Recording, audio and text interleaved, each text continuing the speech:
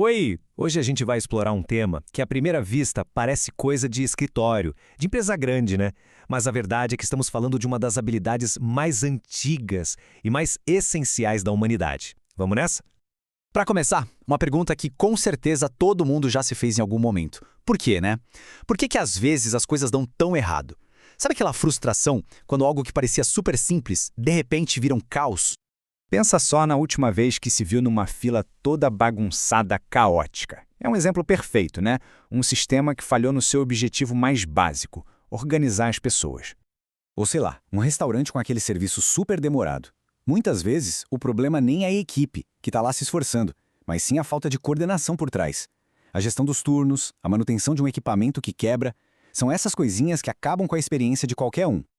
Pois é, todos esses perrengues do dia a dia, essas pequenas frustrações, no fundo têm a mesma origem.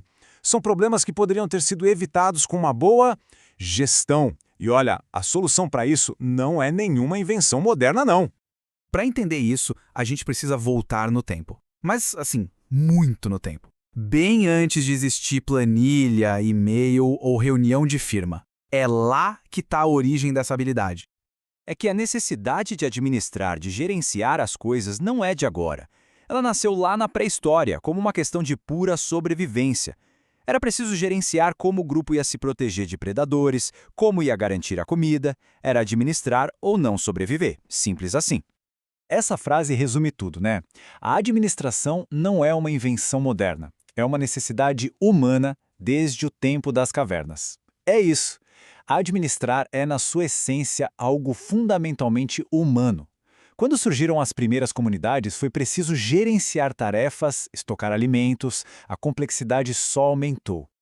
E o mais fascinante é que dá para traçar um paralelo direto entre os desafios daquela época e o de hoje. Sério, o princípio de coordenar recursos para alcançar um objetivo é exatamente o mesmo. Seja para estocar comida depois da caça, seja para administrar as finanças pessoais hoje em dia. A lógica é a mesma. Ok? Então vamos pular de volta para o presente e ver como esse princípio tão antigo aparece em, bom, basicamente tudo ao nosso redor.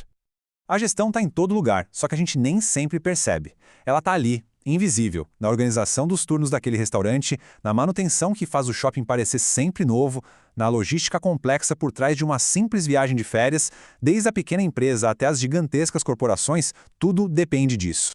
E não é só no mundo dos negócios, não. Essa habilidade vai muito além. Ela entra na nossa vida pessoal. Em tudo que a gente faz, tem um processo de administração rolando. Seja para cuidar das finanças, para gerenciar o próprio tempo, a saúde, até mesmo os relacionamentos.